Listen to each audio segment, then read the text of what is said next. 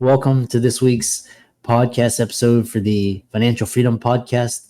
And I'm your host, Dr. Christopher Liu. And as you know, I'm always in the field for entrepreneurs, people doing things on the cutting edge, and people making a difference. So today I'm actually excited to talk to our guest, Aisen Li. And he's actually an entrepreneur in the relationship realm. And so, whether it's financial, spiritual, relationship, marketing, sales, I'm always looking for key insights. So I'm happy to welcome Aisen to the show. Welcome. Thank you so much, Dr. Lu. Thanks for having me. Excited to be here. Yeah. Yeah. You're based out of Austin, and kind of tell people your backstory, your company, your business, and we'll get right into it. Yeah, for sure. So what I do is I help guys with mindset, confidence, and dating. My background is I actually went to school for engineering, but being an engineer, I noticed a lot of guys in my class, in my major, that were struggling with relationships. So I got into that because I was a little bit better than them at the time.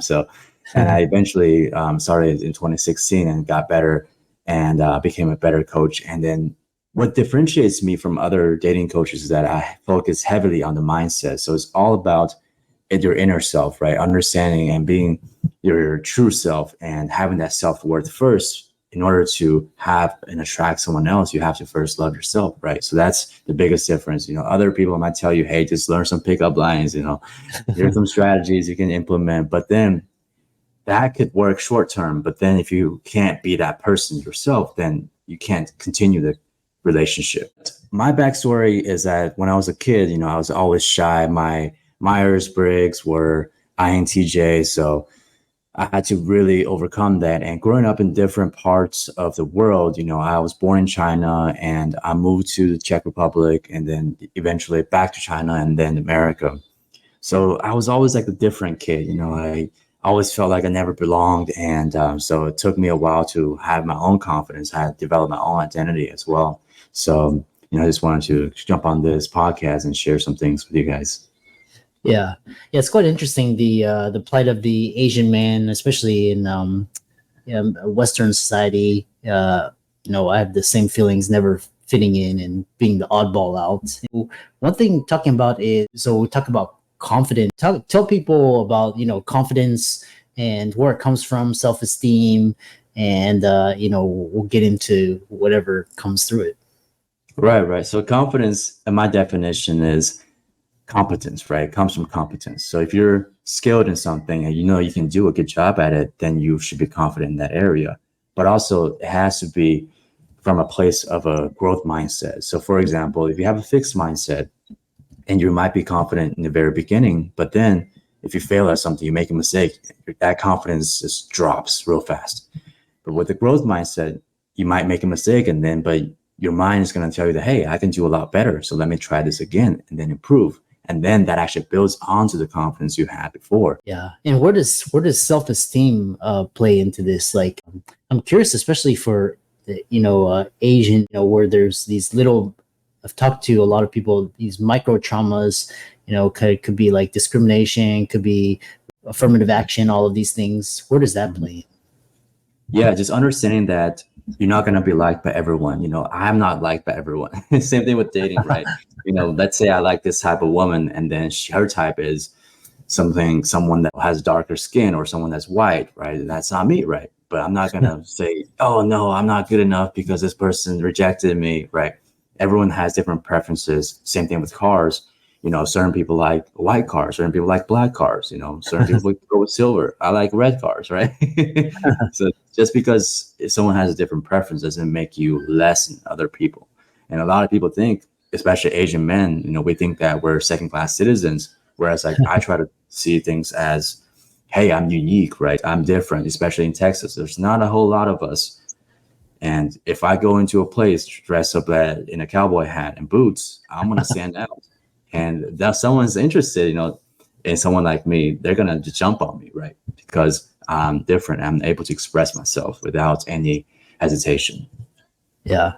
It's all about self-expression. And The other question I have is because you have it, you're a former model, and so how where does looks play into it? Is it kind of like a trump card, ace card? Right. It's Um, funny that you mentioned that. Looks actually could be good or bad, right? So a lot of times, if someone's born attractive, they might not put a lot of effort into their looks and grooming. So I would rather have someone that's average and works on their grooming, hygiene, right? Cut their nails, right? Because that person is gonna be more successful with women than someone that's sloppy.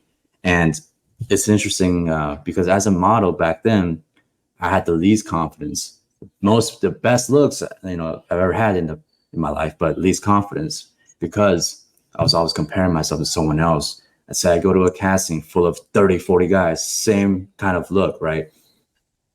And I don't get the job. And then I'm like, okay, that guy got the job. So why did I not get the job? Are my abs not good enough? Am I too skinny? Am I too fat? Is my nose too narrow? Is my nose too big? Am I losing my hair? So that's what I was thinking. And that's why at that time my confidence was at the lowest because I couldn't validate myself. I was seeking validation outwards. In order to be a happy person with good self-esteem, you have to validate yourself. It's not about what other people think. It's about how you feel and how you think about you. yeah, I love that. So where do people get started? Everybody's looking for love, and everybody's looking for when it comes to business and finances. How do people start? You start working out to kind of describe your process Mhm. for helping people kind of pull themselves out. Yeah, that's great. The first step always is to work with the end in mind, right? So if you have a goal, first figure out what your goal is, right? Some people want to have a relationship. Some people just want to gain confidence and date more people to find out what exactly they want. So I figure that out with my clients, and then we can formulate a game plan. So that's always the beginning. But the first things that we always do is mindset, understanding what are some limiting beliefs you have that's holding you back. Where did it come from, right? Maybe a lot of it came from childhood upbringings. Your parents might have been very strict and discouraged dating, or never really gave you that validation or forms of affirmations. So that person might have everything on paper, but they feel like they're less than everyone else. So understanding those things and deconstructing those things first before we talk about dating, and understanding how to communicate as well. And then yeah, that's quite interesting. A lot of people, they start becoming more social, just talking to people. Relationships is a social game. When you help clients, is it just in person, is it remote? Do you bring them to venues? Kind of describe that. Mhm. Yeah. So before C19 happened, I was doing more in person because that we would like to go out, talk to people, understand their struggles. But then ever since that's happened, I was able to actually work with people that are outside of my vicinity. So like a lot of people are from LA, California, Bay Area, New York, especially. So that's always been good because I have like supplemental videos, but then I also have like the one-on-one sessions we do. This is like kind of like therapy where we dive in and really be transparent with each other and understand exactly what to work on. Yeah. And then what role does because now a lot of millennial Gen Alpha, now that with cell phones there's Mhm. all different types of dating apps. What role does these like Instagram and Tinder and all of these apps, Mhm. how did that play into your business and your coaching and your clients?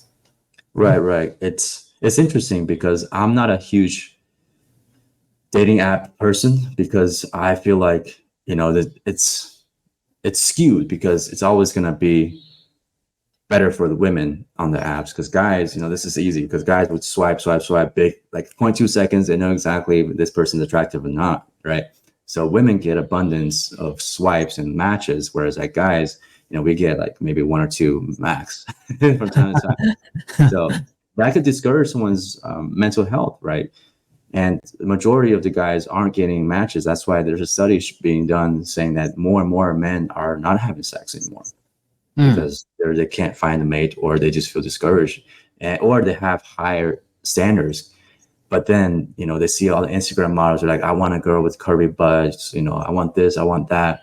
But then they don't meet these women in real life. So they're like, you know what? I'm not going to settle until I get that. But so that's why. But I do like Instagram because Instagram is a great way to connect with people and also like showcase their lifestyle. So whenever I meet someone new, I don't give my number out anymore. I just get their Instagram or give my Instagram out because, I post stories. I post like my posts of my lifestyle. And then if they resonate with that, they might like my story, and then I can reach out and be like, hey, how's your day going? Let's grab coffee. Let's grab a bite, right?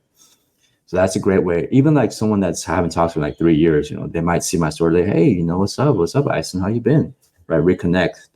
So that's a great way to reconnect. But I always think that it's way faster and easier to talk to someone in person. Right? I can go downstairs and like meet 20 people in an hour, literally. It's like a business. You want to go where all your clients are. And so, you go to the platform where where clients, you go to venues, whatever business. It's kind of, it's really interesting how the areas of health, wealth, relationships, all have similar. The other question I had for you is this idea with, so what are some of the common mindset struggles for Asian men? Mm-hmm. Most of the time is I'm not good enough, right? This person is better than me. She's out of my league. How am I going to be able to compete with all these other guys that are better than me? Right? I'm not interesting. Those are the two biggest ones. But then I have to say, hey, why do you feel like you're not good enough? And then it always comes back to childhood saying, yeah, my mom compared me to Kevin, who's a doctor now. Right? But then I'm just an engineer, right? Or like my brother's a lawyer. And, I feel like I'm the black sheep of the family because I like music. Things like that. And also, confidence. So that's why a lot of times people lack the confidence because they feel like they're not good enough. And like, as parents, as Asian parents, we get a lot of criticism for not being the best, right? Like not getting 100 on our tests. Whereas like if we get like 98, we don't get praised. Like, hey, there's 2 points you didn't get. That's, plays into our insecurities sometimes. Yeah. Yeah. The other question I've always had is this area for interracial dating for Asian men, because it's kind of like these stereotypes. It's like you always see Caucasian male with the Asian female, That's but right. it's very rare to see Asian male with a Caucasian female. It's more like you kind of see like, and you think, is that cultural? Is it just kind of societal? Is it mental? I'm just yeah. Part of it is it's a little bit of both, but a lot of times when Asian guys complain to me, they're like, hey, all these tall white dudes are taking our women and they're not even attractive, right? I'm like, Yeah. okay. I see it from a perspective of saying, hey, they're open to dating our race. Why can't we be open to dating their race, right? And a lot of times Asian women like white guys is because they are more confident, perhaps, right? They express more. They showcase their vulnerability more. So, for example, like we don't, especially if you grow up in a Korean family, like your dad never talked to you about, his struggles or his emotional being, etc. So he's always like, hey, I'm the best. I'm the king of the house. You do what I say. No, don't cry. Why are you crying?